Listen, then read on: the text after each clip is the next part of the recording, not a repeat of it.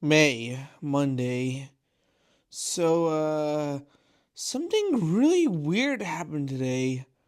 Rowley came up to me and said he was constipated and he was proud of himself. What? Now, he has said some stupid stuff before, but I really thought he crossed the line this time. But that's not all. He then said, "My mom says it makes me stronger." After school, Riley called me and said I should go to his house because he has this really cool thing he wants to show me. Now, at first, I was gonna say no because I was still a little freaked out what he said to me today.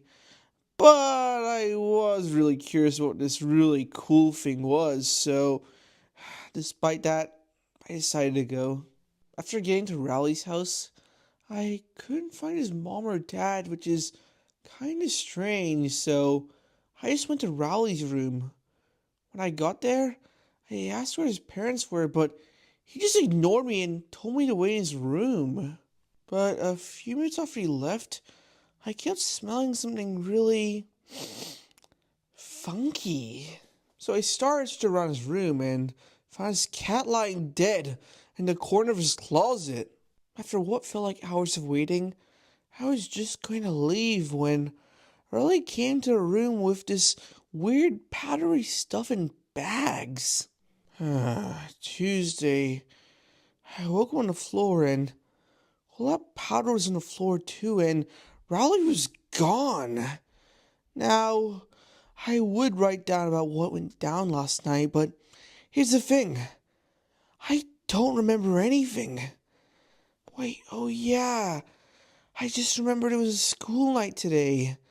But, I guess doesn't matter anymore.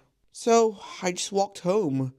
And after I got home, I just sat down and started to play video games. Dad then came in and asked me why I wasn't at school. So, I told him what happened yesterday. Me going to Rowley's house, his parents not there, his dead cat, and that cool stuff that me and Rowley played with. But, let me just say, he didn't take it too well. He said I'm off the hook for now, but he doesn't want me hanging out with Rowley ever again. Wednesday, Rowley asked me to come over to his house again. Greggy, come and play with me again! I didn't remember what my dad said about those drug things, so I just told him no. But he then started to look really angry. I never seen Riley get this mad before. He then grabbed me and said, "How about now?" And then he kissed me. But I might have had good reflexes because all I did was punch him in the face and told him to back off. Ah! Greggy! Scram! June. After the whole Rowley thing, I've been a total mess. Let me explain. A few weeks after me and Rowley's fight, he's been photoshopping pictures of me into doing crazy things. I swear I'll kill that fat. My mom didn't came into my room and said she was mad about me staying inside my room since summer started and how she wants me to go to summer camp again. But I told her that I can't because I have to catch up with Rowley's posts so I can tell everyone in the comments that I'm not what they think I am. But then she said if I don't go, she'll put me up for adoption again. And I am not going back to that place again, so I just simply agreed. So, after Mom left my room, I started to take out my old bag and took some of the old stuff that was in it out of it. Next, after that, I put some useful stuff in it like flashlights, drummies, clothes, that kind of stuff. But I actually got it done really fast, and since I was done with packing my bags, I just sat back and relaxed until Roderick came into my room. He told me that Mom told him that he was coming for me because Mom wants me and him to spend some quality time with each other and maybe get to know each other a little more. She's acting like we've never met before. After so many years of living with Roderick, I've even known some of the stuff I've never wanted to know. Then I would scoop the rest of the leftovers out of my butt with this exact spoon. Anyway, I just think it'll be weird and annoying seeing each other 24/7. Monday. This morning while I was eating breakfast, I asked Roderick if Mom told him what camp we were going to. He said we were going to a place called Camp Unlucky Clover and that he was going to bring a jar with him. I asked him why, and he said that he's going to try and catch a leprechaun. Yeah, I just didn't say anything. When me and Roger were getting in the car, something then hit my mind. I asked Mom why Manny wasn't coming too, and she said that she saw him dragging a garbage bag into his room, so he might have been busy. Damn, that gave chills down my spine. After Mom dropped me and Roderick at Camp Unlucky Clover, I got separated from Roderick because there were so many kids there. So I guess Roderick can do his own thing. This place was giving me a really unnerving feeling because all the kids were crying and one kid said something really weird to me. Leave while you still can. I started to ask the kid on what he was talking about, but I was interrupted by a loud car horn. So I turned around and I couldn't believe what I saw. It was Roderick driving his van. I asked him how he got it, and he said that before he left, he called his pal to come over and bring it for him so Mom wouldn't have to pick us up. Then he drove off to park it somewhere where the counselors wouldn't see it. But it was already getting dark, so the counselors told us that we needed to go to bed because we had a big day tomorrow. So I'm going to stop here and try to get some sleep. Tuesday. Roderick woke me up this morning. He told me to get up because apparently the counselors had something important to discuss with all of us. So I got up and went with Roderick. When we got to the crowd, we had somehow gotten ourselves split up again, but I guess that's fine. After all the kids got there, the counselor says time to start a day of child labor. Child labor. Child labor?! I couldn't believe my ears! Did Mom sign me and Roderick up for a child labor camp? This can't be happening! After that announcement, we went straight to work. The first thing the counselors made us do was carry these really, really heavy bags and, they smelled terrible. Who knows what could have been in them? Other than that, we had to transport the same stuff that Raleigh showed me to these trucks. I hope he died playing with them. Soon, after a long, painful day of work, we had to go to bed. I will say one good thing about this place. At least we even had beds. I didn't want to sleep on the floor. But later at night, I was jolted awake. I didn't know what kind of dream I had, but I did know that it was a nightmare. I just hope I get out of this place soon before something bad happens. Wednesday. Today we did the same thing we did yesterday. It was really boring. But one thing that caught my attention was that some kids went on the bus and left. I was really confused, so I asked some of the kids who were next to me what was going on. So one of them told me that if the kids here didn't work hard enough, the counselors will send them to the slaughterhouse. And I already got enough information from that. I asked him if there was a way we could escape and get out of here, and he said that the only way out is running for the woods until we find civilization, but that's highly unlikely. But then, one other kid started speaking up, and he said that there is another way out, and it's by ending our own lives. And let's just say I wasn't too fond of the idea, so I just walked away. I'm just surprised I haven't died yet. At lunch today, if you can even call it lunch, the cafeteria people serve us kids this weird-looking slop. I didn't even know what it was. I even heard one kid died from it. Wait, maybe the counselors are trying to kill us, but why? July, Tuesday. It's been a few days since I last wrote this. I was hoping the counselors would catch me writing this because he probably would have had it taken away, but I just gotta say this. I feel like I'm not gonna get out of here soon, and I have to start accepting my fate. 11 p.m. I woke up last night because I heard someone walking through the cabin. I did see a silhouette, but I couldn't tell who it was. But when I laid my head back down, I heard something crunch under my pillow. I plucked it out and it said this. Hey loser, meet me behind the cabin at 11:03. Signed, Roderick. Yep, that was indeed Roderick's grandmother, alright. I didn't have time to stand around for 3 minutes, so I just got up and went around the cabin. And I saw Roderick in his van. Oh yeah! Oh yeah! I completely forgot about it until now, and it also seems same with Roderick. Once Roderick and I got in and started the engine, I asked him why he didn't do this in the first place. So he said that when he was finding a place to put his car, he accidentally drove a kid over, and it somehow messed up his car. So basically, we were stranded until he fixed it, and it seems he did. Then we started driving blindlessly through the woods because it was really dark and we couldn't find dirt or a gravel road. Everything seemed like smooth sailing. That was until Roderick ran into something that looked like a cat, and that caused the lights on Roderick's van to break. And apparently, someone heard us because we heard someone yelling behind us, so me and Roderick ditched the van and started running into the vast darkness. I couldn't see Roderick, but I knew he was behind me because I heard him yell, "Keep running!" And so I did.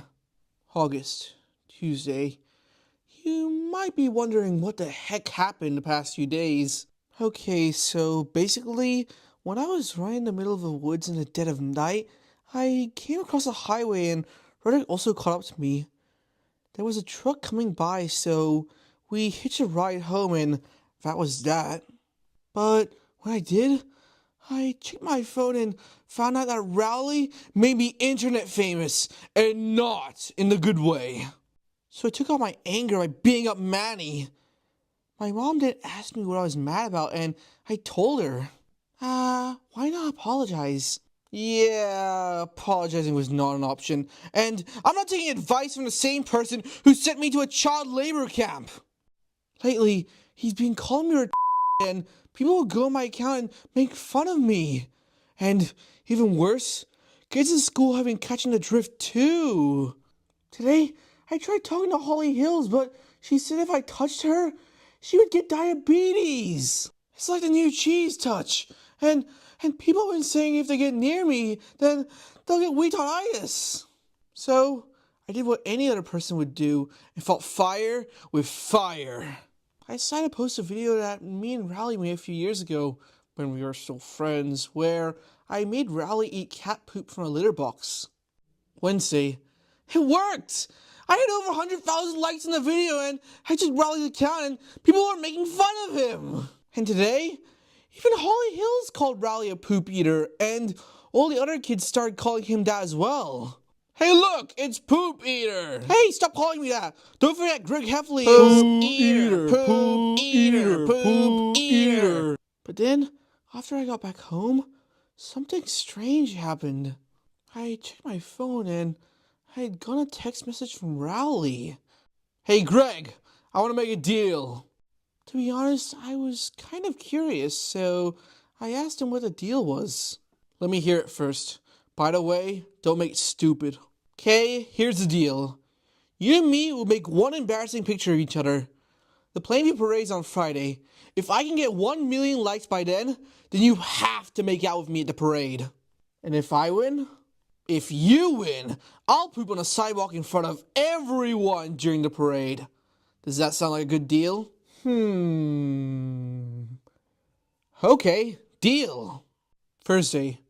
Once I got home today, I downloaded Photoshop and I got to work.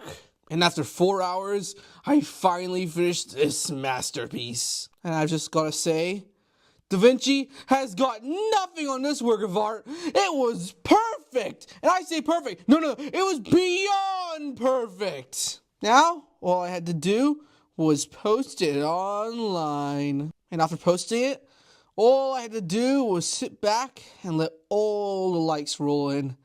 And boy, did it take a while though. There was times when my post was gaining on Rowley's, and Rowley's was gaining on mine. It was like an uphill battle. But eventually, it was time. Me and Rowley's posts were both almost 1 million. So I refreshed the page on mine and saw my post had 1 million likes. Oh yeah, I won. But when I checked Rowley's post, my smile quickly faded. I lost. I have to kiss Rowley. Ah, fuck. Why did I agree to this? Friday, the day of the parade. I was up all night thinking about what am I gonna do? I can't kiss Rowley. That'll kill my popularity. But then, out of nowhere, I got it. Now, it might be the worst thing I have ever done, but at least it'll get me out of making out with Rowley, and I am willing to do anything to get out of that. 2 p.m. I texted Rowley to meet me at a place where the parade ended. He showed up putting lipstick on, and then he told me to pucker up. But right before he got too close to me, I shoved him toward the road where a nearby float was coming, and I watched what happened next. Huh? Greggy, what are you doing? Greggy, wait! Stop! And from there, I saw firsthand Rowley getting crushed to little bits. And from there, I can say 100% that Rowley is dead. Thursday, a few weeks later, and everything has calmed down, and I even felt happy for once. Rowley's funeral was today, and I actually went. Though, not because I was sad or anything, but just to show off. I mean, his own parents didn't even show up to the funeral. That's gotta be next level pathetic. Though, I've gotta say, something else was off too. How come I didn't get caught? I mean, I was the one who killed Rowley, and I did a pretty sloppy job, to be honest. Also, it's been a few weeks, and there hasn't even been a news article about it. But, oh well. Rowley is dead, so I don't have to worry about him anymore. September, Friday. Today at school, Principal Roy said we're going to have a school talent show on Tuesday. I thought this would be a great opportunity to show Holly Hills how cool I am. Also, something strange happened today. When I went outside to grab the mail, Frickley was there, waiting for me. I asked him what he wanted, and he asked me if I was going to be in a talent show. Actually, yeah. But why does that matter? That's because I will destroy you, Greg Heffley! Great. Just great. Now, I have another weirdo on my hands. Monday. Okay, so the act I'm gonna do is sing a rap song, and I even wrote it myself. But I needed music for it, so I snuck into Roderick's room while I wasn't in there, but I couldn't find any music without any lyrics in it. But I did look in Dad's room, and I found a strange CD. I plugged it into one of the speakers in Roderick's room, and it sounded like some sort of cult music. Also, that wasn't the only weird thing that happened today. Today at lunch, I saw some pretty cute girls sitting at the lunch table. I wanted to impress them, so I started flexing. But they weren't too impressed by that. But then, I saw Freddie eating off the floor, so I kicked him right where the sun don't shine to show how cool I am. He immediately shot back up and started to snore and growl at me. It was actually kind of threatening, to be honest. But then, out of nowhere, he pulled out his pants, ripped his ploopy off, and threw it at me. But that wasn't all. After that, kids started to pay Fregley with food to actually eat it. And that's when I ran to the nearest trash can and I puked up food from about 3 weeks ago. It was that disgusting.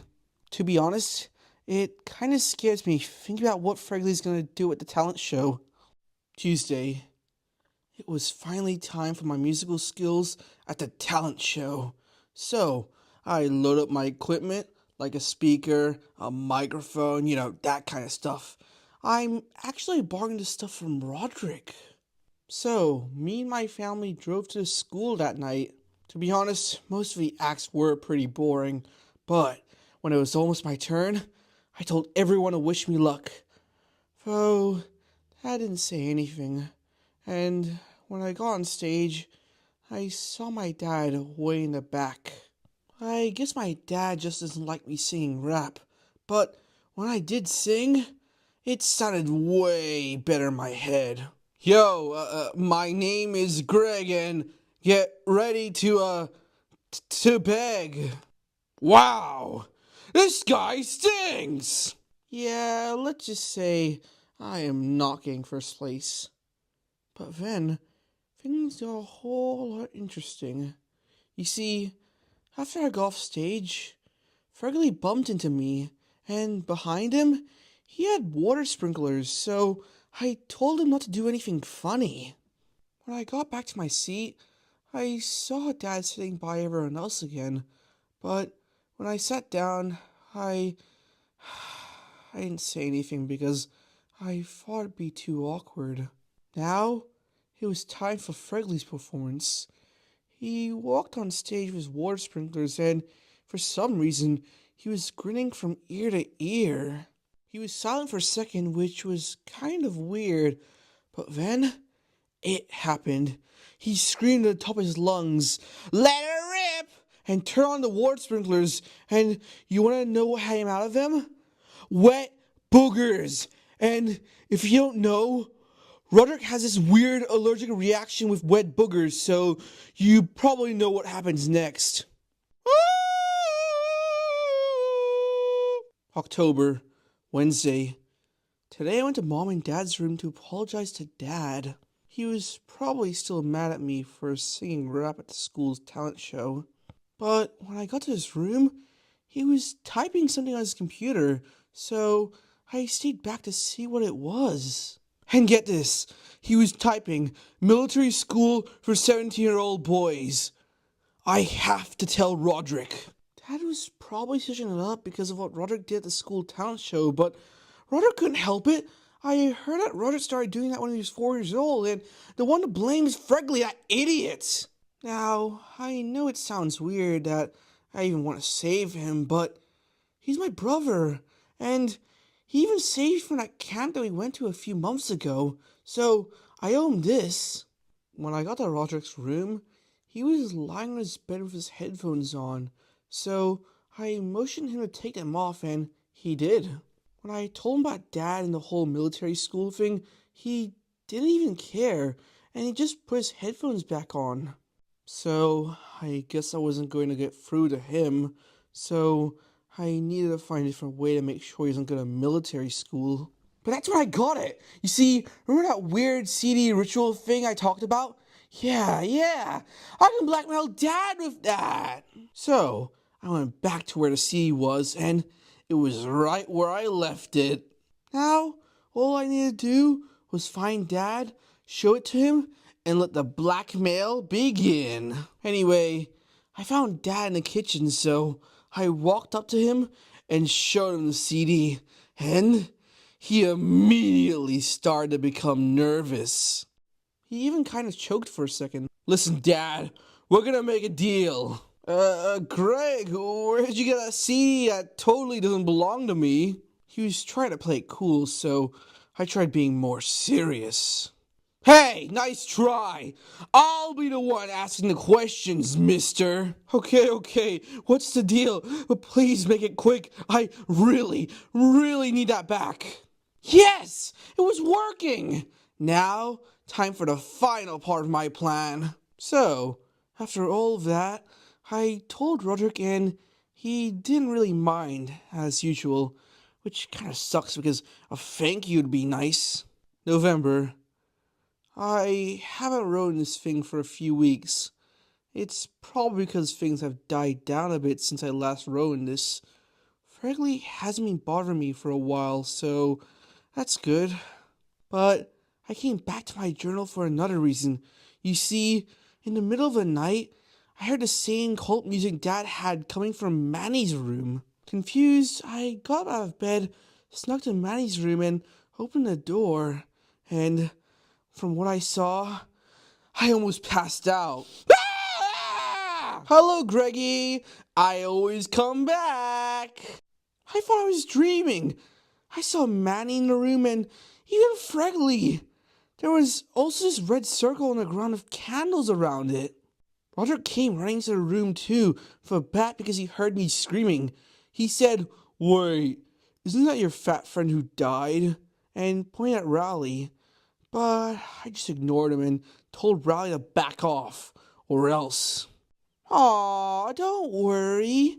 I won't kill you. I couldn't say another word though, because after he said that, I was knocked out. Tuesday. I woke up in the morning laying in my bed, but, my head had bruised, so I knew that what happened last night wasn't a dream. I then found a videotape that was lying on the table beside me, and it said play me, so I popped into my old VCR, and it was Rowley. Hello, Greg Heffley, or should I call you Greggy? Basically, he said he started a cult with Manny and Fregley, and their goal is to make me join and become Rowley's queen. Yeah, that is not happening. Wednesday. Today I was remembering what Rowley said in the video, and I remember that Manny was in Rowley's cult. So the first thing I did was march to Manny's room to ask him questions. But right when I opened the door, Manny said this. Don't get in my way, Bubby. Remember, I'm always watching, and if you mess with me, Rowley, and even Fregley, you're dead. And just remember, the only reason you're alive right now is because Wiley wants you as a queen. Nothing else. You're not important to me or Fregley, and if you become a problem, I'll get rid of you like a problem. Thursday. Today I told Rodrigo what was going on and what Manny said to me yesterday. And after Roger heard what I said, he told me that he was gonna kill him. And after he was done with his drink, he smashed the bottom of it and started walking towards Manny's room. I told him not to, but he didn't listen and he hit Manny upside the head. Take that, you little bastard. Not a very wise move, Bubby. Not one at all. Then, right before my eyes, Manny snapped Roderick's arm like a toothpick. Monday. After Roderick got his arm snapped, Mom took him to the hospital, so let's just say I had a very quiet Thanksgiving. And you would not believe who I saw at school today. Well, you probably did. It was Rowley, and that's not all. He was making out with Holly Hills. Yes, that Holly Hills. The most popular girl in school, Holly Hills. I couldn't believe my eyes. Who would have thought Holly would hook up with Rowley of all people? Though, the only good thing is that he's not after me. But he's probably just trying to make me jealous. Tuesday. I had an idea. I went out to Bryce Anderson today, and at first, he was confused why I would come up to talk to him. But when I told him what happened, he was furious. Rowley's even a good boyfriend. Yeah, that's what I said. Now, I wasn't completely on board about teaming up with Bryce, but if it meant getting back at Rowley, then it's a yes. And we already have a plan. December, Monday. Okay, here's the plan. Bryce is having one of his parties he always throws every month, as usual. And the first part of the plan is I'm going to invite Rowley to the party. But me specifically, so he doesn't know it's a trick. And the next step, The plan is to make Raleigh follow me into a closet to think we're gonna have a little alone time with each other. The third part of the plan is to have Raleigh drink some sort of liquid, but it has to have some sort of sleeping pills in it. And the last part of the plan is when he falls asleep, me, Bryce, and all of his friends beat the crap out of him. Yeah, this plan couldn't fail. There's no way it can fail. Saturday, the day of the party. About a week later, I invited Raleigh to Bryce's, though it was a little strange because when I gave Raleigh the invitation, he sort of did this weird chuckle. Well, more like it sounded as if he was choking on a marshmallow.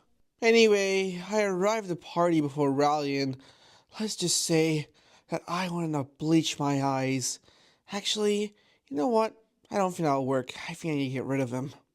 After about 15 seconds of awkward silence, Raleigh pointed up and he was pointing at a mistletoe. Then he yelled at me and said, "Kiss me!" And it was really embarrassing. And some people even looked at me. I can't. I mean, not yet. I didn't know what to say, but I saw a bathroom over Rowley's shoulder, so I pushed past him and said I had to go. At least I could occupy myself for a few minutes away from that psychopath. I sat in the bathroom for a few minutes, mostly just washing my face. But that's when I heard someone walking towards the bathroom. I panicked and looked at the door and, oh crap, I forgot to lock the door! So I immediately jumped into the bathtub and shut the curtains, and when they came in, I peeked outside and I saw Holly! I asked her what she was doing here, and she asked me the same thing. So I told Holly that I was just freshening up, and she got a suspicious look on her face and ran out. That was weird, but I didn't want to waste any more time, so I began to plan. So I got out of the bathroom and found Bryce. He gave me a wine glass, put some sleeping pills in it, and stirred it. Then, all I had to do was find Raleigh. I found Raleigh standing by Holly, and Holly was talking to him. She was probably telling him about what happened with her and me in the bathroom, so I immediately ran over there. When I got there, Holly walked away, and I asked Raleigh if he wanted to have 7 minutes of heaven with me in the closet. He immediately said yes, and we walked to the closet before anyone saw us. He also brought a candle, but I guess that doesn't matter. Now there's no one to stop us. Let's start, Greggy! Whoa! Hold your horses there! Hold your horses! I frankly told him to hold his horses, and he stopped. Then I asked him if he wanted to raise a toast, and he said that he guessed we would. But wait, Greggy, what's this toast for? Well, a toast to, love? Yeah, that's the one. So, I gave the wine glass to Rowley, offering him the first sip. He looked hesitant at first, but then he grabbed it. Yes, I'm so close. Wait, what's he do? Oh, Danny, he shoved the drink down my throat. This wasn't part of the plan. Sunday. I woke up coughing out of breath, and Bryce was standing over me, slapping me awake. I asked him what was going on, and he said he saw Raleigh walk out of a closet and smoke was flying out. Everyone ran out of the house, and Bryce dragged me out of there to safety. Yeah, and it turns out Bryce's house was on fire. It was probably that candle Raleigh brought in there with us. Anyway, we got out of there, and someone called the fire department, so they came straight away, which is really good response time, to be honest. But I got out of there before anyone saw me because I didn't want to get in trouble, and how was I supposed to explain what happened? So yeah, basically I lured this fat kid into a closet with me so I can pretend I was going to make out with him, but actually I was going to put him to sleep so me and these other kids can beat the ever-living crap out of him. But I know that sounds bad when I say it like that, but He's part of a cult with my little brother who's a demon and this other weird nerd kid. Yeah, just take me to jail. But the only thing I had in my mind was, how did Riley know I was gonna do something to him? That was until I remembered Holly. She probably told him to watch out or something after she saw me acting weird in the bathroom. Now, if I can say one thing to Bryce after this whole thing, it would be Merry Christmas, I guess. January. I guess you can say that my Christmas was really lonely. It was just me, Manny, and my parents. It's really sad that my brother wasn't there. And I didn't even get that many presents either. Seriously, Mom? This is all I get? Maybe if you hadn't tied a noose around your brother's neck, you'd get more. Christmas is supposed to be at family and friends, but I didn't get any of that. Roger's in the hospital. Manny's a little demon. My parents don't care about me. And things have been hard ever since Rowley went crazy. But speaking of friends, I never heard from Bryce after his house burned down. He might have left town, and I kind of feel bad since it's my fault for failing to kill Rowley. Wait. Yes! Yes! Fortunately, something good happened! Roger came back home from the hospital with his arm as good as new, and just in time for New Year's Eve. Manny wasn't there, though. I don't know what he was doing, but I know this is definitely not good. I guess things are looking up for me now. Roger made me feel better, and I even caught him up on the whole rally situation. He said if I need anything, I could come to him. Monday. Something really cool happened recently. You see, you know that guy, Brian Little? You know, the guy who makes the wacky dog comics? Yeah, he died in that fire at Bryce Anderson's house. Which itself is already really good. But now, there's an opening in the school newspaper. I could totally, easily win that. And Brian's wacky dog comic was trash anyway. Come on. Sometimes the jokes didn't even make sense. Hey, wacky dog, say something funny! Okay, life is a bottomless, empty black hole. One day, the sun will explode and take the entire human race with it, deeming everything we do meaningless. Now, what I need to do is crack out some pens and some paper. I mean, how hard can making a comic be? Tuesday. Okay, so far, I have these few comics as an idea. Hey, if you step on a crack and make a wish, it'll come true. Okay, let's see. Hey, sorry to inform you, but your whole family is just brutally killed in an explosion. Hey, it worked! Uzi Chawa! Probably always had this dumb punchline. Zoe, Mom, and he basically stole from me. But let's be honest, guys. Uzi Chawa was and always will be superior in every single way. And the next comic I had was this beauty. Hurry! This is an emergency! Mom, I think my burger has been poisoned! It has been poisoned. What? Wow, that was fast. Oh, that's so funny. I didn't put the Uzi Chawa in there. But I still kept the amazing dark humor, which is really good. And everyone will like it. And I said everyone. But after long trial and error, I finally made the best comic ever in history, even better than Garfield. And I call it Booger Eater. Finally, my bird collection is complete. Hey, are you gonna eat those? Because they look tasty. No way! I've been saving these for 5 years. Hey, doctor, my nose won't stop bleeding. Do you know why? Booger Eater, it's because you keep picking your nose. It's not normal. But it's my favorite spot! And, of course, the main character, Booger Eater, is inspired by the one and only Raleigh Jefferson. Oh, and speaking of which, he actually made a comic for the opening. Hey, Greg, you pooped your pants, freak! Nah-ah! Yaha! Uh-oh, stinky! From this, I could obviously tell that Raleigh was trying to make me mad, but it didn't work. Oh yeah, and believe it or not, Fregley made a comic too. Look! Greg is a frog! Greg is a frog! Ha ha ha ha ha! Yep, I'm just not gonna question that kid anymore.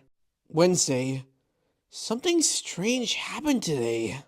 There was a knock on the door, so I opened it and it was Fregley! He slobbered all over my face and pushed past me before I could shove him out! I still got some in my mouth! He ran through the hallway and all fours to Manny's room, and who knows what they could be plotting in there. So I ran over there and I banged on Manny's door. And Fregley poked his head out and said, "Stay out of our way, Greg Heffley, because I assure you, Manny isn't as forgiving as I am." Wow, so much for confronting him. I just left it at that, though, because I didn't want my arm snapped by Manny. Though, despite that, I'm kind of looking forward for tomorrow, though, because that's when my comic wins. Thursday. Today was the day the results came in, and can you guess who won? Come on, I'll give you 3 guesses. Psh, okay, fine. It was me. And the new cartoonist for the school paper is Greg Heffley. I was hoping everyone, or at least one person, would recognize me, but for some reason they all just kept calling me Earwax. Hi, Earwax. Ah! So I decided to look for clues, so I looked at the school newspaper, and I saw the monstrosity that was my comic. Hi, my name is Greg Heffley, but you can call me Earwax. I like to shove my earwax up my butt, and I call it a muddy pig in a blanket. You all should try it too. It's really fun. It was humiliating. It must have been Manny Fregley. So, after school, I confronted him and he said, "This is only a beginning." Yeah, it's only a beginning, because I'm gonna fucking kill you. And even the teachers were getting into it. Who wants a muddy pig in a blanket? Yes, keep laughing. I'm so hip and cool.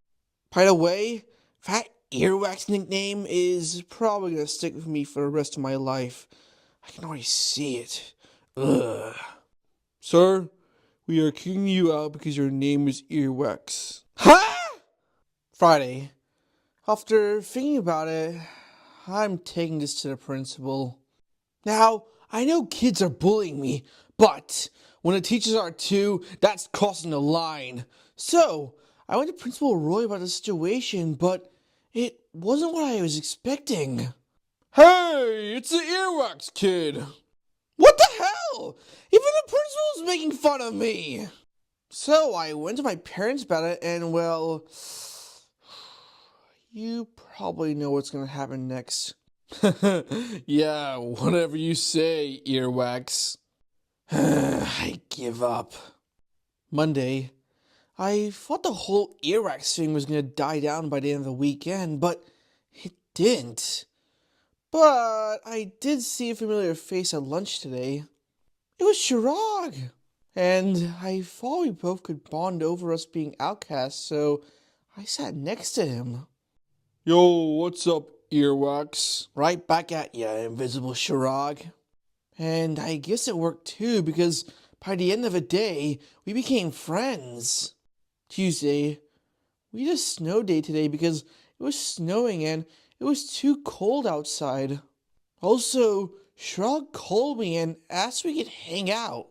Now, I definitely was going to go to his house in this weather. I was probably gonna get hypothermia just by stepping outside the door. So I told him yes, but he had to come to my house. Now, at first, we were just playing simple things like board games. That was until Mom came in, and even worse, with a surprise. Look who came to join you! It was Maddie. He probably thought we were plotting against him or something. Now, I didn't want him bothering us, and it looked like Shrog didn't either, so when Mom left, he just ignored him. But for some reason, he kept sniffing Shrog like he had a slab of meat in his pockets. So, Shrog did something that made me proud to call him my friend. Booyah! Now, I'm not exaggerating when I say this, but Shrog kicked Manny like a football all the way to the moon! But that wasn't all. Right after that, Shrog grabbed him by the arms, chucked him straight into the furnace, and locked him in. But Manny was really quiet about it too, which is weird. So I filled Shrog in the whole rally situation because if he pulls a stunt like that again, he could be killed. After a while, I decided to let Shrog stay over for the night because we probably weren't going to have school tomorrow. But a few hours later, in the middle of the night, we kept hearing strange noises from inside the furnace room. After hearing the noise, me and Shrog shut up, looked at each other, and immediately knew that putting Manny in there was a bad idea. And it was indeed, because soon after, the lights went out. And I thought Roderick would help me out with getting Manny under control, so me and Shrog went to Roderick's room, but he was asleep.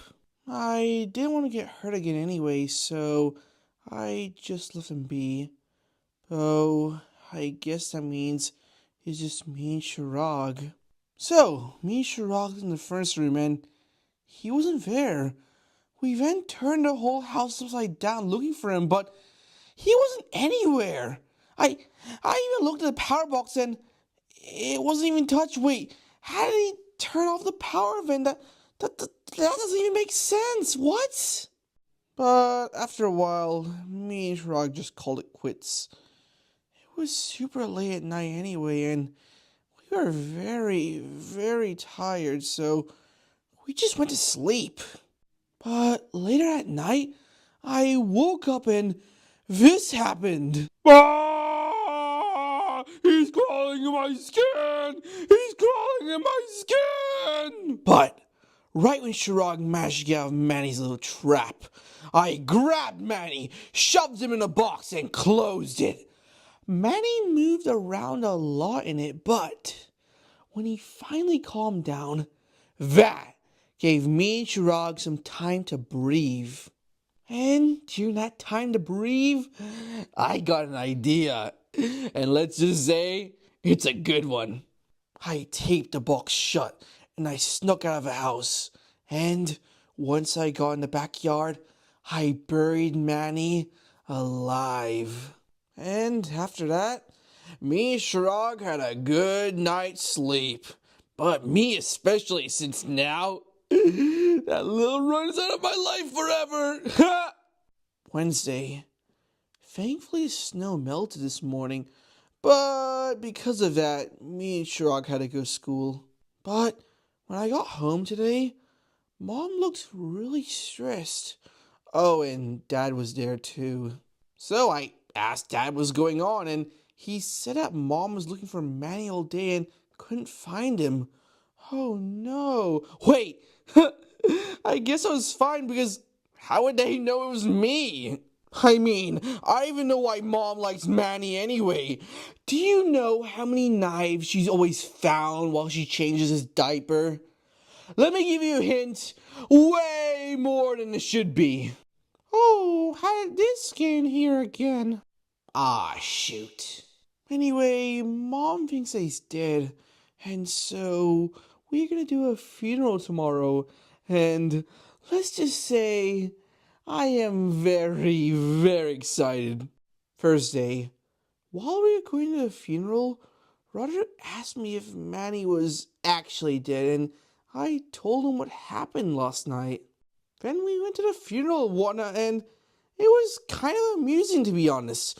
Just knowing that we're having a funeral for my little brother, even though he's actually rotting in a box in my backyard, is funny.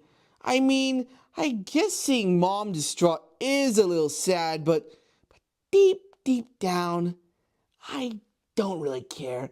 And especially since, she sent me to a child labor camp. But I'm just praying to every single god and religion out there that Manny doesn't somehow give that small casket. Hopefully. February, Wednesday. February. The time of love. Or so I thought. Alright, let me explain. So, recently, I started to fall in love with this girl in my class named Becky Anton. And since it was almost Valentine's Day, I decided I was going to give her a Valentine's card. Now, I was going to give her an amazing store-bought card, but the people who makes those things always, and I mean always, put something cheesy on it, like this. Will you be a noose to my neck? Now, I obviously wasn't going to use something so original, so I made a poem. Roses are red, violets are blue. If you don't love me back, I'll kill you. From Greg. Thursday. Man, guys at my school do anything to get a girl. Like, there's this one kid named Brian Coolin who got this one girl they like to date him by, get this, actually cutting his ear off. Hey, how come I didn't think of that? And since it worked so well for him, a lot of other guys are using his idea too, and it's actually working. I think it's becoming a trend. Though, all these kids are getting hearing problems now, and the parents are starting to complain to the school about these relationships. And next thing you know, they aren't using condoms. After the news broke out about kids not being allowed to be in relationships anymore, the whole school went haywire. I mean, I even saw some of the girls in the hallway, and they were protesting about not having boyfriends. Friday. It's day 2 of the new rule in school. And it's actually getting a little depressing if you ask me. Like, there's one girl in my class named Jamie who just was forced to break up with her boyfriend. She hasn't got any work done in class, and I think she's just given up on hope. Now, obviously, some kids have been trying to hide their relationships. There's these 2 kids in school that take their relationship very seriously, and their names are Karen Riley and Wally Marsh. You're probably wondering how I know this, so let me explain. So basically, these 2 8th graders came up to me and told me there was some weird stuff going on in the janitor's closet every day at 11. So, obviously, I got a little curious and decided to check it out for myself, and I'm just gonna say that I was not pleased. Yeah, I am not going to go into very much detail, but let's just say I need a new pair of eyeballs. Monday. Apparently the teachers finally found out about what Karen and Wally were doing, and they put a stop to it. But the teachers didn't just stop there. They thought other kids were doing what Karen and Wally were doing, but in other private places like the bathrooms. So now, the teachers are always on everyone's tail, every second of the day, to know what they're doing. Report. Subject approaching a corridor-free boys' bathroom. Over. If this doesn't end soon, I think I'm going to go insane. Wednesday. The peak of this madness happened today.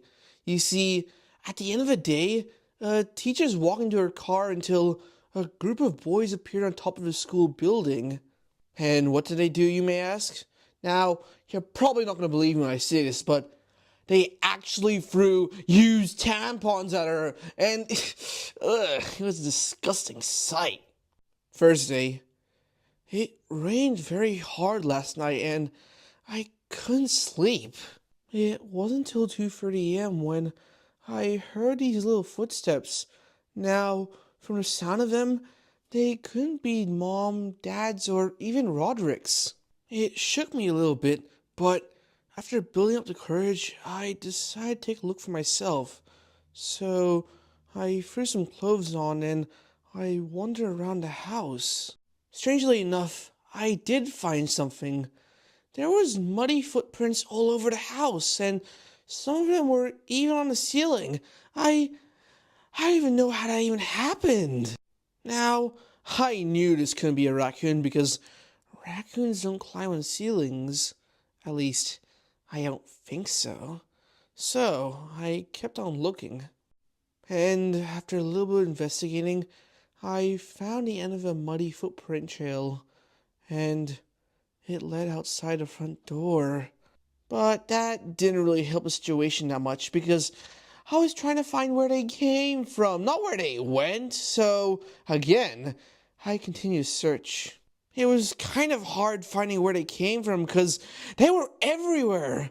But then I found a source and they came from my own backyard. And I think I had a mini heart attack putting all the pieces together.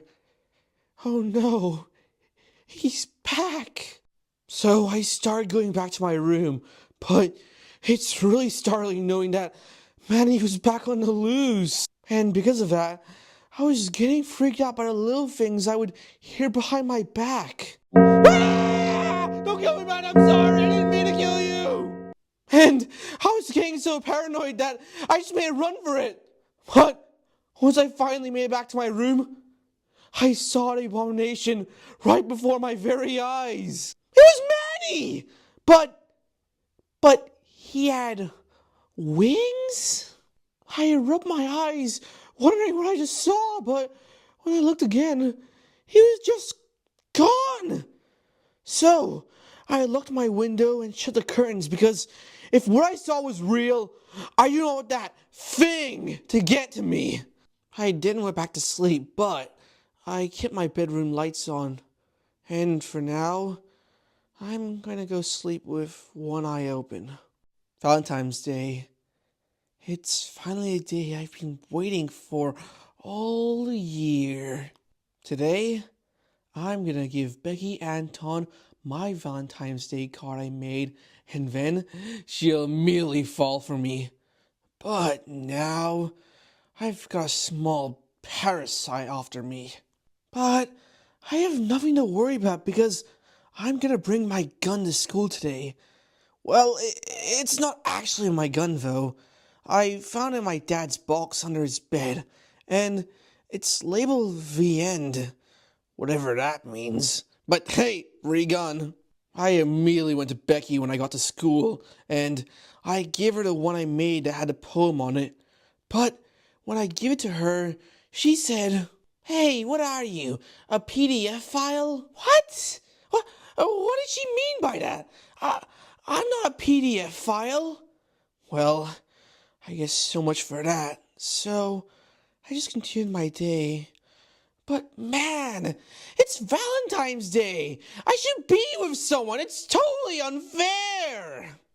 I was sadly walking to my next class, but that was when I ran to Manny! Salutations, Bobby! Ah! But after I quickly got a hold of myself, I realized this was my chance, so I shot a bullet at him. Ah! Not cool, Bobby, not cool. And that's when I realized something. He dodged my bullet. Wait, yes, that means I can kill him. But then Manny spoke up again and told me he was reincarnated as a Cupid? What? And so I asked him what that had to do with anything, and he shut someone behind me. And so I turned around and it was Ruby Bird. Hubba hubba! She was giving me googly eyes, and I already knew where this was going, and I did not like it one bit. But the next thing you know, she's charging at me, and so the only reasonable thing I did was shoot her. Ah! What? It was the only thing I could do, and it was self-defense anyway. Also, if you want to blame anyone, blame that little runt Manny. It's all his fault. Anyway, now I had Manny to deal with, and so I immediately shot him. Though sadly I missed, but not completely. I actually shot his wing, and he fell to the ground immediately. Manny's bone arrows fell with him too, and I quickly picked him up before he did, and I snapped him in half. Then, I got ready to put that runt down for good. But then, he looked at me just like he looked at Roderick when he broke his arm. So, I made a run for it, and I never saw him for the rest of the day. After that whole crazy Valentine's Day, I was really looking forward to going home. But when I did, I got something a little off in the mail.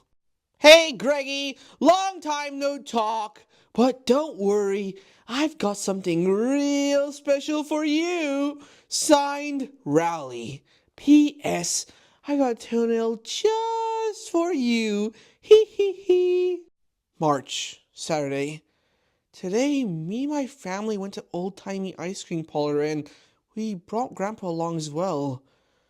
We all sat down, and when the waitress came over, she counted us for some reason, and she landed on me last. She then called the whole staff over to our table, and I was starting to get really nervous. And if they call the cops or something, I'm blaming everything on Roderick. It was probably him anyway. But it wasn't what I was expecting at all. Congratulations! You are our millionth customer.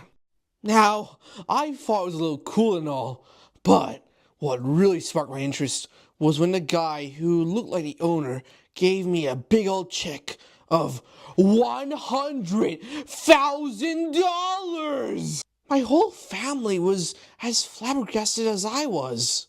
When I got home, we started brainstorming on what I was going to use the money for.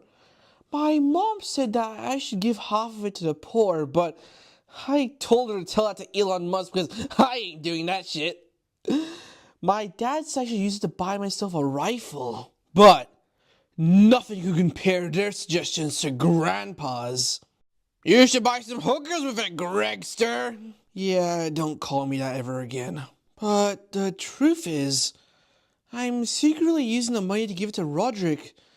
It'll be a little something to pay him back when he broke his arms a few months ago. Also, from rescuing me from that crazy camp. But then, I got an idea on how I can lie about using the money and still get something out of it. So I asked Mom and Dad if me and Roderick can have a house party tonight. Mom and Dad said no, so I told them that if anything gets broken, I can pay for it. Then they agreed. But I did give them money for tickets so they can go on vacation so they wouldn't be here. Those greedy little pigs. Once Grandpa left too, the party was on. Roderick called his friends and his friends called their friends, and soon a lot of people came. I also heard Roderick say in his calls, my brother's party, which kinda made me feel good. And after a while, we had everyone down my block at the party. And once people heard there was a gigantic party at my place, we had even more people. And that's when the party truly started. Yeah, low diaper for life! Yeah, Bill, low diaper for life. I've gotta say, this is by far the best party. I know, bro, so cool. Ha, it's gonna be so hilarious when he wakes up. Yeah, bro. It's like he's gonna have some brain damage. It's gonna be good. Yo, guys, check out what I can do. Yeah, I know. Impressive, right? Yeah, bro. Now, check what I can do. And the 3, a 2, a 1. Cheese.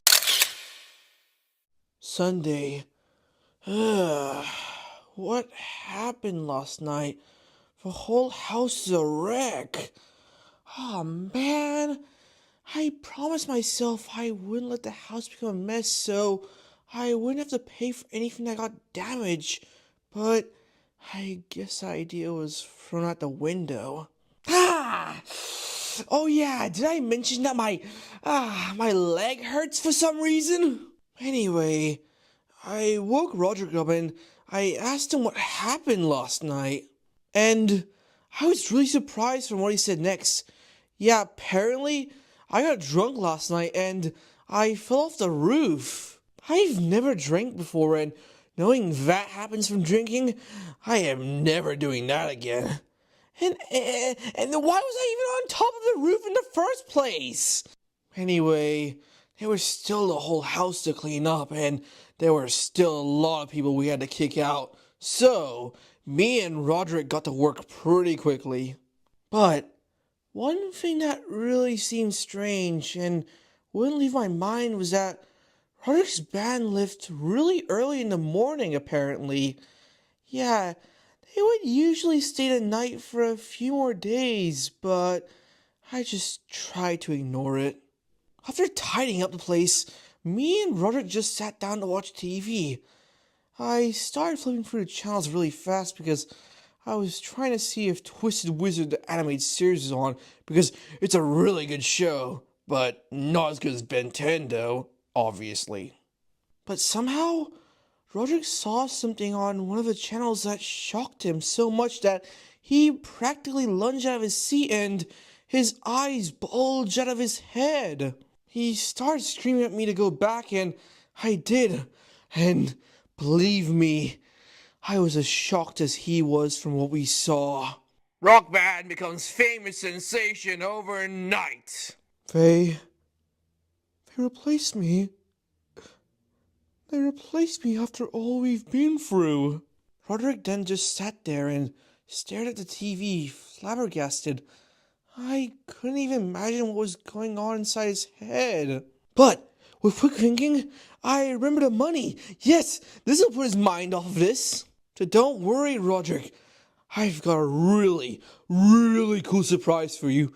I'll go get it, and you can hopefully forget about all of this replacement stuff.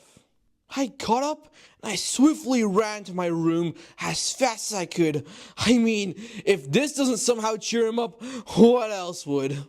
And so I began digging through my really clean and organized closet because that's just where I left it. But incredibly, I couldn't find it anywhere. And then that's when it clicked. The check was gone because Roderick's band found it, stole it, and used it to become really, really famous rock stars. So now, I knew Mom and Dad were gonna kill me, and Roderick's gonna be depressed forever. It's all my fault. I shouldn't have thrown this stupid party.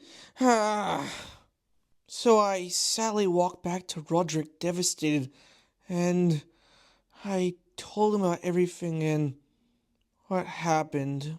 And then, that's when I saw Roderick do something that I've never seen him do before in my entire life. He actually started to cry.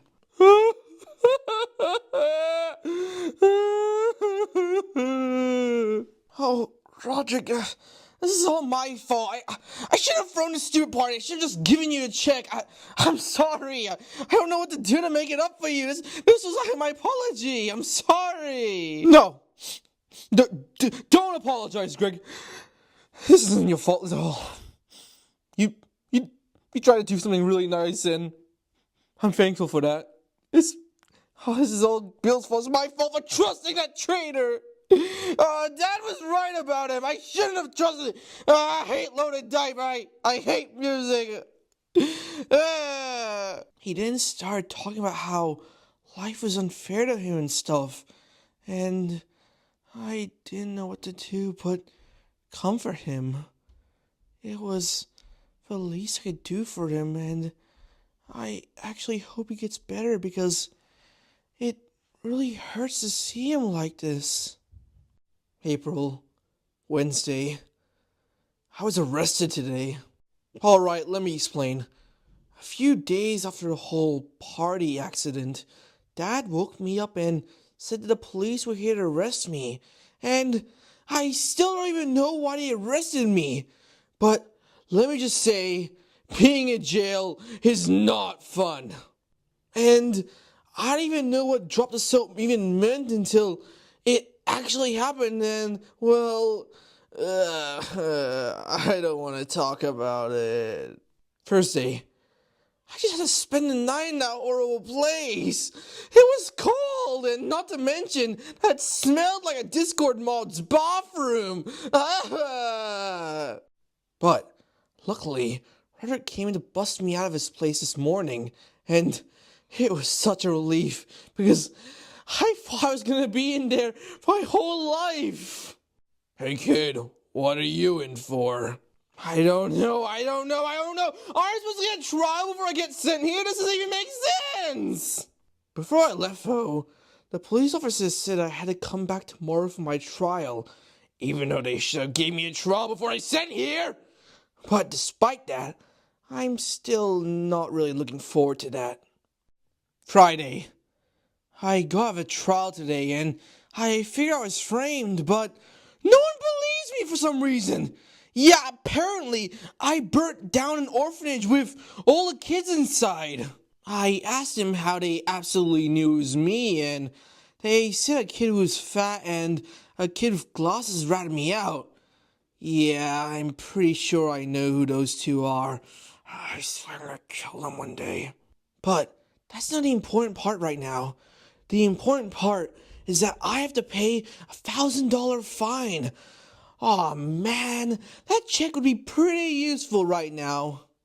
So, anyway, I had to find out how I was gonna get all that money, and that's when it hit me. That Stringer family has this one kid named Weasley that I could probably babysit. Anyway, I called Mrs. Stringer and asked if I could babysit Weasley $100 a day for about 2 weeks, and surprisingly, she said yes. So I went over to Stringer's house, ready to babysit that little wrench. But before everyone left, Mrs. Stringer told me that there was one more person coming over to babysit Weasley too. But psh, I honestly didn't care, unless I was gonna get my money's worth.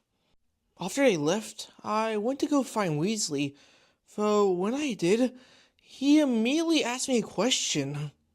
Wanna play hide and seek? Oh, yeah, I guess so.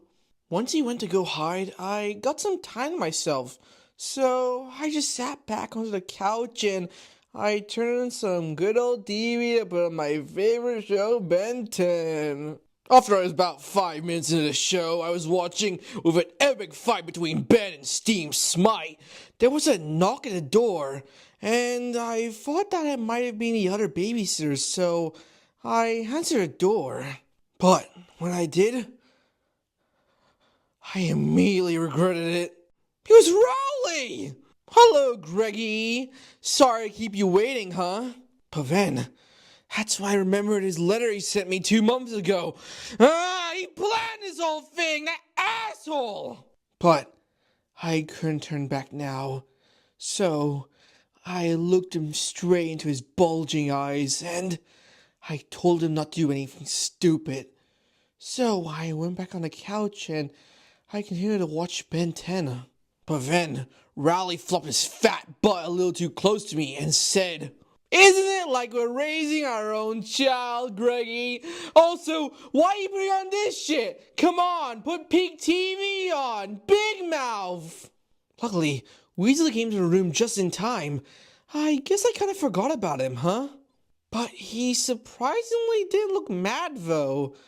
When he came in, he asked me and Rowley if we wanted to have a Nerf war. And I didn't have anything else to lose, so I said, sure. But then he pulled out an actual gun and started to shoot at us. Victory is mine! Ha ha! Ah! Oh, luckily, after reluctantly working with Rowley, we managed to tackle Weasley. And after I made Rowley tackle Weasley and wrestle the gun out of his hands, I locked Weasley in the laundry room as punishment. Then, I just went back to watching more Ben 10 because it's peak!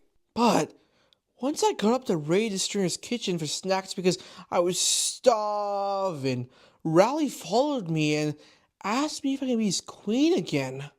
I obviously said no, but when I did, that fat ass shoved me into the laundry room just like I did with Weasley, and not only that, I also heard him bringing stuff. And that's when I realized that Rowley was bringing stuff because he was going to frame me again. And I knew that I couldn't just sit there and do nothing, so I tried to find a way out. There was no windows in the room, and the only door out was the one that Rowley pushed me through. But then, I found a door to a vent. But then, I remembered something. I almost forgot about Weasley. And fortunately, I have a plan on what to do with Weasley when I escape. So, unfortunately, I had to take that little brat with me. It's hot in here! So yeah, Weasley's going to shut up soon. Can you shut up, Weasley? What are we doing? Shut up, Weasley, and stop interrupting me! Where are we going? Weasley! Listen here, Weasley. I have had it with you. I will sit here and pee my pants until you shut up! Really? I want to watch. That's it! Screw the plan!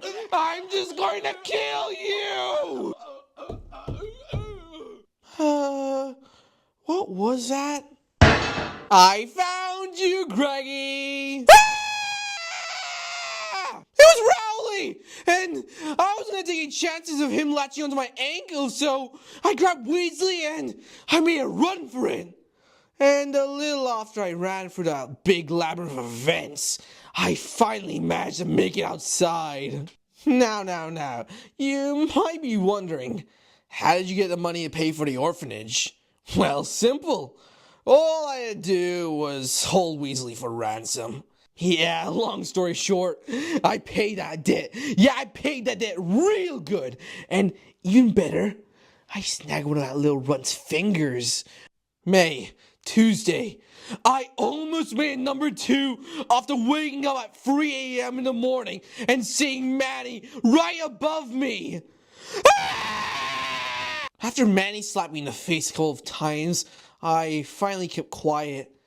I almost yelled for Roderick until Manny said that he had a message from Rowley. Yeah, so basically, Rowley said that he was tired of waiting for me to become his queen, so he's just gonna kill me. On Friday to be exact. And he told me that I had to meet them on the basketball court at school. Now, believe me, I tried begging Manny to spare me, but he just wouldn't budge. Please, Manny, please. I'll do anything. I'll even wipe your butt for you. Just don't kill me. Come on. Too late, Bubby. You had your chance. And I've been looking forward to this ever since you locked me in a box. Yeah, I guess I'm not getting through him. Wednesday, I stayed up all night and I actually came up with a plan. But I wouldn't really call it a plan because it's so simple. All I have to do is fight back. Yeah, I probably know what you're thinking.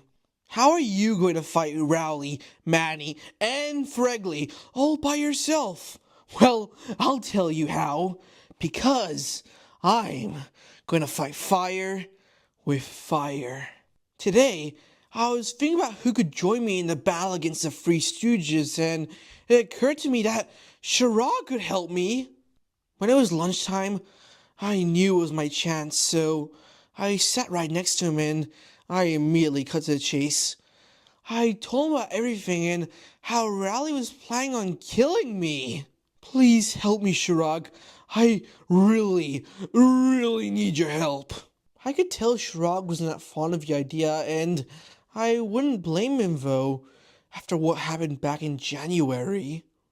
But then I reminded him about how, I saved him back in kindergarten when I pulled his cat's leg out of his ear, and then he remembered how he still owes me that favor, so that's how he decided to join me.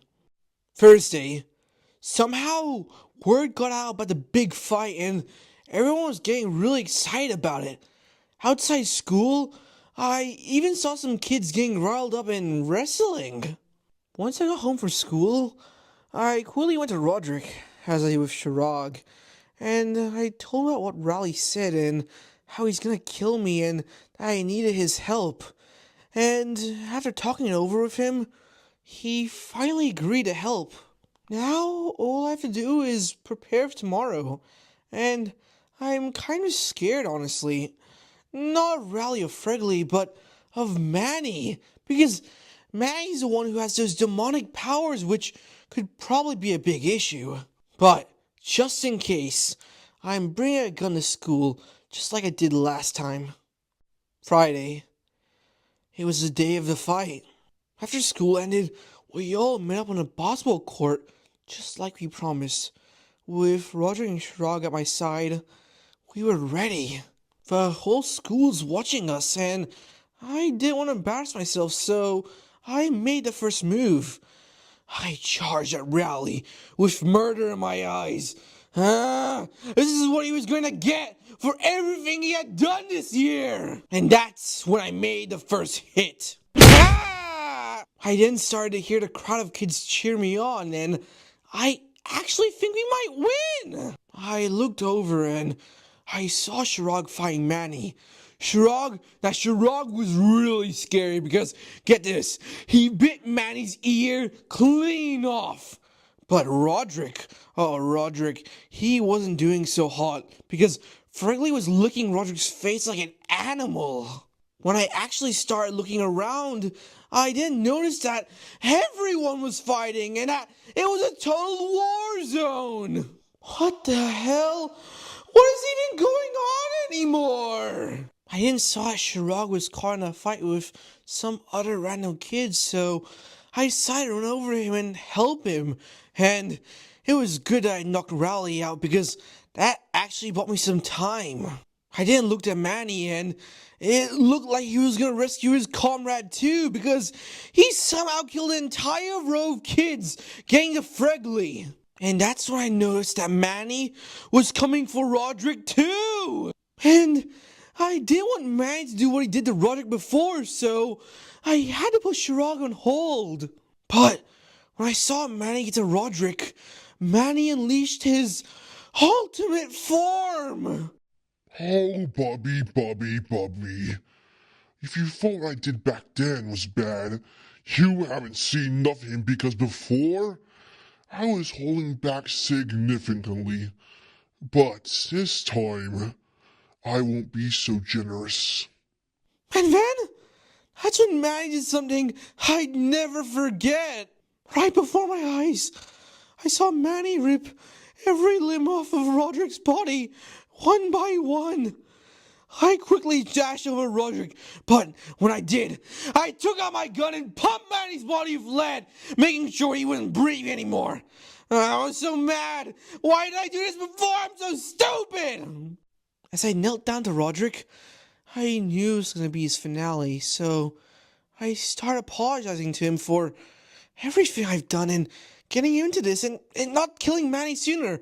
I should have saved him. He then started to cough up blood, and with his final breath, my brother said to me,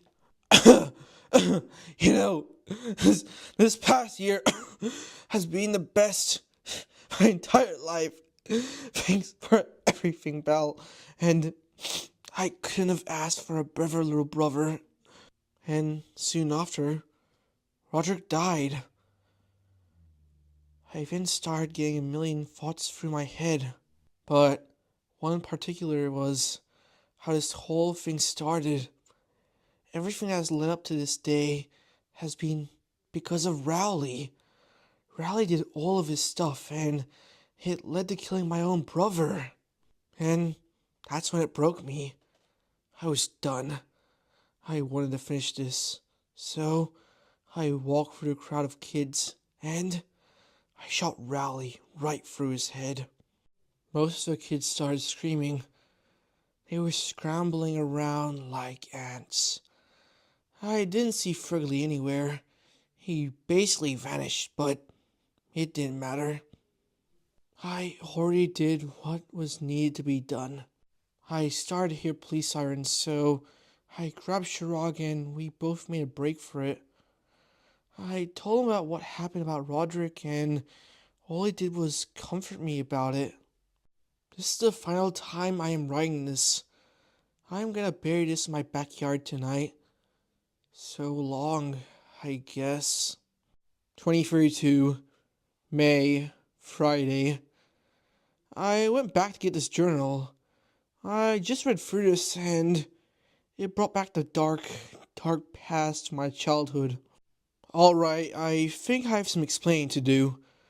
After I buried this journal, I swore never to come back to it because I never wanted to remember anything that happened that year. But the dark truth is that it all stuck with me all this time. I remember that I never slept that night, knowing that my life wasn't going to be the same ever again. And the next part is the most important one. That's because the next morning, I built up the courage to tell Mom and Dad about everything. About how me and Rowley fought and about Roderick dying. They didn't take it so nicely, and both of them cold-heartedly decided to kick me out of the house. Though I wasn't surprised because they have always been like that. I lived a poor life for about 7 years, and the police never found out about me killing Rowley. But one day, I just decided to come clean, and I told the police, and that's when my story spread around the world like wildfire. And after a while, I was out of jail, and I quickly became a walking celebrity. But I never saw Mom or Dad ever again. But as I said before, they're just that type of people. Ever since I became a celebrity, I was getting noticed left and right, so I decided to lay low out of a crowd and drive off to make a new life of privacy. It's kind of ironic because I spent most of my childhood believing and knowing that I was going to become famous one day. But once I got my wish, I just wanted to go back. I started feeling really lonely, and I remember the two people who were very loyal to me for the whole short period of time. And after searching, I finally found Shirag and Bryce. We all got together one day, and it was one of the best days I've ever had in years. We all laughed and told each other stories. I wanted that day to go on forever, but now we all still keep in touch and meet up with each other almost every Friday.